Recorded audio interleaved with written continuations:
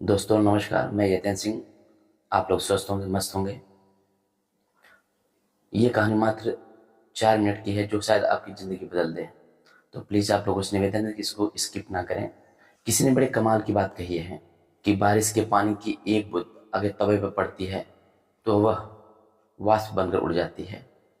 अगर वही पानी कमल के पत्ते पर गिर जाए तो फिर मोतियों के समान चमकने लगती है। और वही पानी अगर सीप के मुख में चला जाए तो सचमुच की मोती बन जाती है।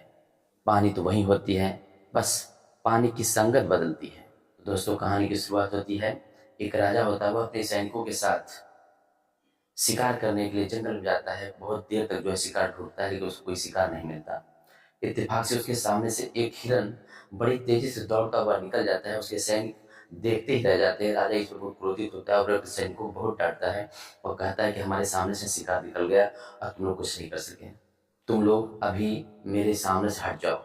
राजा बहुत क्रोधित होता है और राजा का यह गुण भी था, क्रोध करना।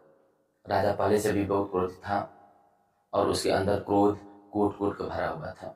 वह अपने सैनिक को डांटता है, कहता है कि तुम लोग यहाँ से चले जाओ, लेकिन उसके सैनिक कहते हैं कि महाराज, हम आपको छोड़कर अकेले कैसे जा सकते हैं।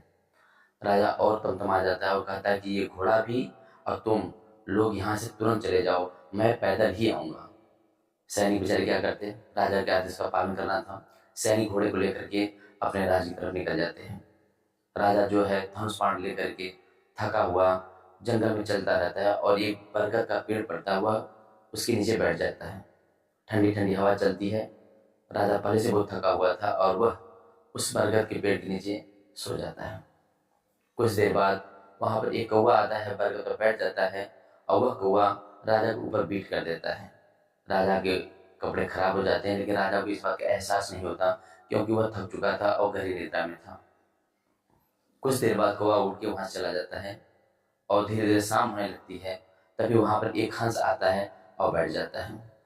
राजा की नींद खुलती है। राजा अपने ड्रेस को देखता है, क्रोध से तमतमा जाता है, वो पागल हो जाता है। वो कुछ आगे पीछे सोचता ही नहीं और तुरंत अपना धनुष बाण निकालता है और हंस को मार देता है। हंस को जैसे ही वह बाण लगता है, हंस जमीन पर गिर जाता है और कहता है कि राजन, अहम काको हता राजन, हंसा अहम निर्मला जल, दुष्ट स्थान प्रभावनेन जातो जन निरर्थका। अर्थात मैं एक दुष्ट के स्थान पर बैठ गया था, बस मेरी इतनी सी ही गलती थी। मैं तो एक निर्मल हूँ और एक निर्मल जल में रहने वाला प्राणी हूँ। मैं भला ऐसी गलती क्यों करूँगा।